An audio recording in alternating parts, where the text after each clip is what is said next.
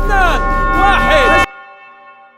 هاد اللعبه المشهوره اللي كتشوف دابا قدامك راه واخده اخطر ترند في الويب المغربي، حيتاش كيف ما كنعرفوا انه لعبه الحبار بانت عند الاجانب هما النمبر 1، والمشكله انه الخاسر في التحدي كيفقد الحياه ديالو. ولكن الاخطر والخطير وهو انه هاد اللعبه دخلت للوطن العربي وبالاخص للمغرب، بحيث انه ولينا كنشوفوا بعض اليوتيوبر بحال ميت صاي وسيد وحتى العزاوي كيقدموا تحديات مع المتابعين على هاد اللعبه. وباش ما نحرقوش الاحداث غادي نبداو بالتدريج حتى نعرفوا الخطوره ديالها على الاطفال. ولكن قبل ما نبداو ما تنساش دير معك واحد لايك واشتراك للقناه الا كنت كيعجبك بحال هذا المحتوى، واهم حاجه في هادشي كامل هو انك تفعل الجرس باش دائما تكون انت هو الاول. وخلينا نبداو. لعبة الحبار هي عبارة عن واحد المسابقة اللي كيشارك فيها العديد من المتسابقين على قبل واحد الجائزة مالية. كيكون المنظم ديالها هو داك الشخص اللي كيشيطوا عليه الفلوس وما كيلقى ما يدير بيهم، والطريقة الوحيدة اللي كيدير هو انه كيحطهم بحال واحد الجائزة وكيخلي المشاركين في التحدي يتقاتلوا عليها، وهادشي كامل غير باش يستمتع.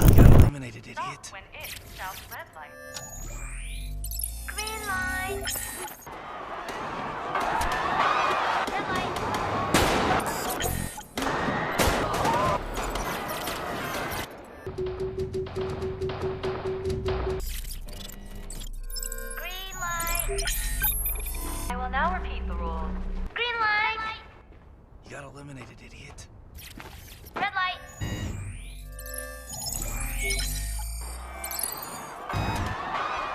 Green light.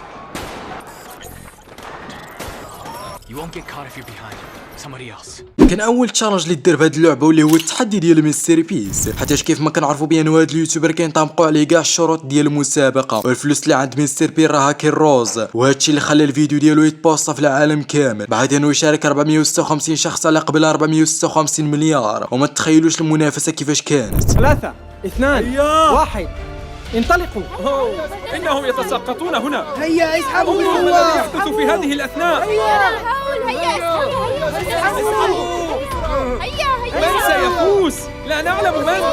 انظروا شدة الحماس. لقد سقطوا جميعا.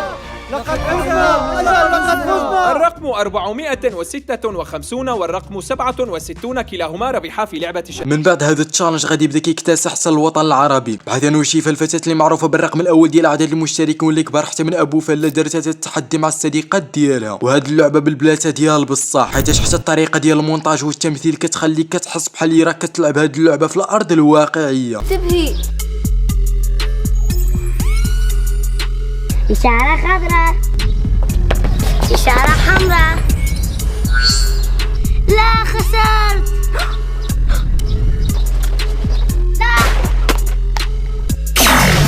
من بعد بانوا بزاف ديال اليوتيوبرات اللي كيعاودوا نفس الاحداث وكيسردوا نفس المواضيع بطريقه مختلفه، وكاين اللي كيلعبها في الجيم واخرين كيلعبوها في الواقع. ومن بعد ما تشهرت هاد اللعبه في العالم كامل غيجي الدور ديال اليوتيوبر المغاربه باش انهم يحطوا اللمسات الاخيره على هاد اللعبه. وكان صاحب هاد الفكره والمخطط والمدبر لكل هاد الشيء واللي هو ميت صاي، بحيث انه قرر يجمع 100 واحد باش يشاركوا معاه في التحدي على قبل 5000 درهم. يقدر يبان لك مبلغ صغير، لكن راه يقدر يخلي طفل صغير يدوز به احسن صيف. وحنا كيف ما كنعرفوا بانه لعبه الحبار في الغالب كيكون فيها 3 ديال لي بارتي، هادشي اللي خلى هاد الاطفال يعانيو ديال بصح، وفي نفس الوقت كاين حس الاستمتاع. مستعدين 1 2 3. واو ما يمكنش الدراري. شو هادو كيبان لي بغاو يربحوا، راه بقاو هما اللي رابحين لحد الان، راه هما اللي رابحين. جر مزيان جر. واه ما يمكنش الدراري. شوفوا الصف شحال طويل. ربما راك حتى انت باغي تلعب هاد اللعبه وما عارفش فين، ما عليك غير تدخل لجوجل وتكتب سكويد جيم ومبروك عليك اللعبه. وما تنساش راه ما غادي تشكل عليك حتى شي خطوره، وتتهلا ونتلاقاو في حلقه جديده.